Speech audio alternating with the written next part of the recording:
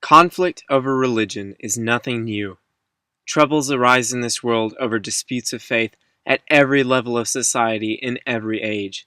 Entire countries have appeared and disappeared over conflicts that centered around differences in religious beliefs. People of many faiths have lived in those countries and died with those countries. As recently as the Bosnian War of the mid-1990s, genocide and religious conflict had changed borders of countries throughout the world. The 9/11 terrorists who attacked the United States of America in 2001 claimed religious justification for the deaths of thousands. Well, I would say that 9/11 was something terrible, really something terrible. But but one of the things it did was it awakened us to Islam. What is Islam?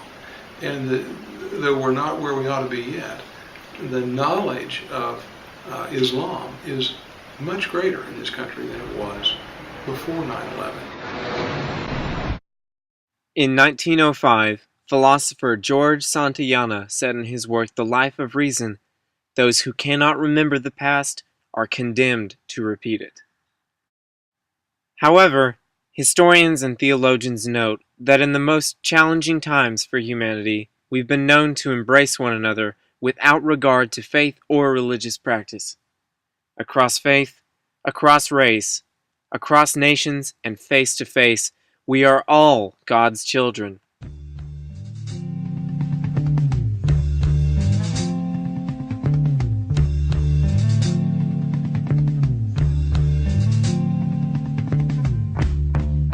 What I want to be clear about is the delineation between ecumenical dialogue and action and interfaith dialogue and action.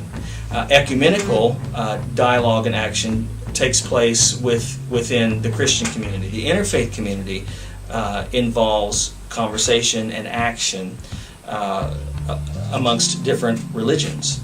Christianity, Judaism, Islam, Hinduism, and Buddhism. Members of various religions have always engaged in dialogue, sometimes constructive and sometimes not. Ecumenism, or dialogue among Christians, took flight in the early 20th century, shortly after President Woodrow Wilson established the League of Nations. After the Second Vatican Council of the Catholic Church in 1965, called Vatican II, Roman Catholics entered the ecumenical dialogue with other Christians. Interfaith dialogue, on the other hand, means engaging in conversation with those of other religions about tough issues, under the assumption that a singular or multiple forces unite us. Or you can say, as I believe, and I think Judaism believes, that there is one God, different interpretations.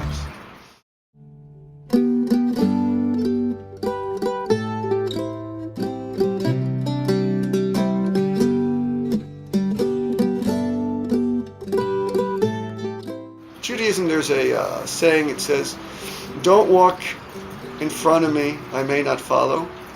Don't walk behind me, I may not lead. Just walk beside me and be my friend. Together we'll walk in the path of God." Members of different religions have erected significant barriers to dialogue with each other due to differences in faith. Yet we all see our faith and spirituality from different perspectives. After the interfaith religious service memorializing the victims of the Newtown school shooting, a leader of the Lutheran Church threatened a pastor in Newtown with the defrocking of his credentials simply because he led the community in prayer, alongside Muslim, Jewish, and Catholic clergy. Church leaders said interfaith worship gives the impression that differences between faiths don't matter. The situation in Newtown was of such a horrific nature that one might think it would in fact open up a possibility. Because it did not, it seems to me an important line of conversation might be to say, why not?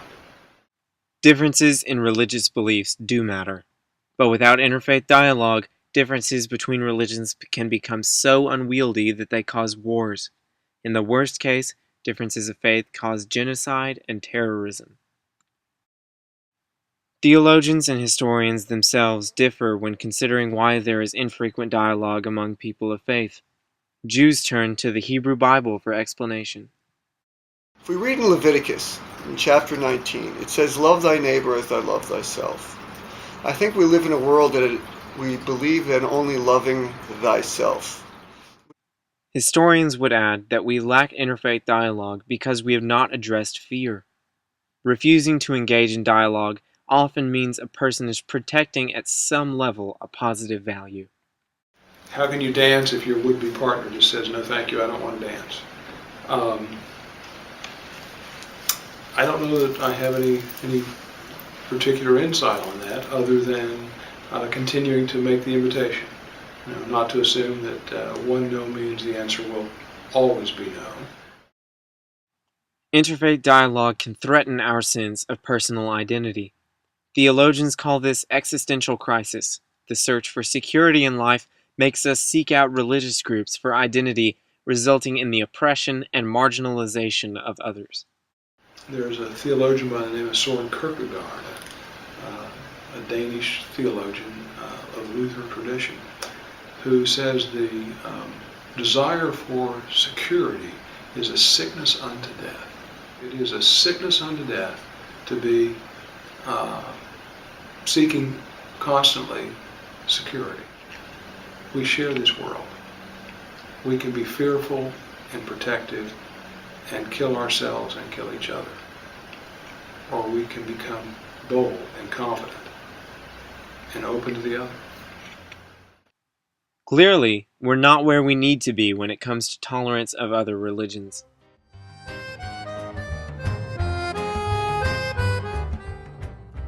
The chief objective of interfaith dialogue is to weave the community together by respecting our differences and acknowledging our similarities. But where do we begin the conversation? It's my job, or my calling, is bringing God and the community closer together.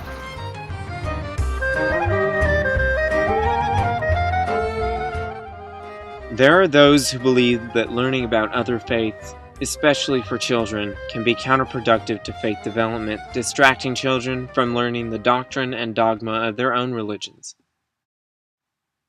Others who have raised children in a minority faith in our pluralistic society would disagree. Ritu Balyal raised her 2 children in the Hindu tradition by making sure to expose her children's friends at Paschal to Hinduism and her children to all religions.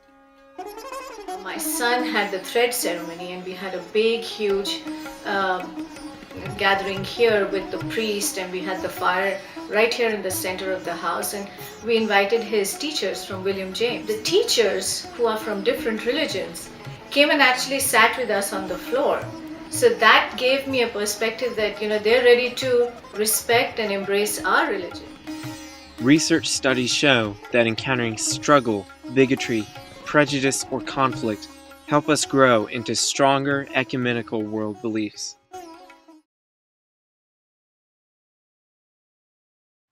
This is Abu Patel, a 35-year-old Indian-American Muslim with a PhD from Oxford. While earning his degree in sociology of religion, he saw a pattern. Religious extremists recruit from vulnerable populations like teenagers and young adults. It occurred to Patel the same strategy would work for recruiting peacemakers and encouraging interfaith dialogue. And what we need to be doing in interfaith programs is making sure that we're facilitating positive, meaningful relationships between people from different faith backgrounds, advancing appreciative knowledge, and we know based on social science data that improves people's attitudes. Across the variety of interfaith programs that are popping up on college campuses and in cities across America and the world, I think is really important to improving this field. Abu Patel now runs the Interfaith Youth Corps, a $4 million nonprofit organization that educates young adults and teens to become interfaith leaders in their communities. His message is simple: cooperation and peace begin with respecting differences and acknowledging similarities between our beliefs. And there's this marvelous image in Isaiah where all the nations of the earth meet upon the holy mountain in Jerusalem, and they share wine and the best of food, and it is a celebration of the unity of humanity. The greatest moments for interfaith dialogue often come as a response to tragedy. It's our job to bring those moments out of the circumstances of adversity and into the realm of the everyday. We already live among each other. Now is the time to begin the conversation.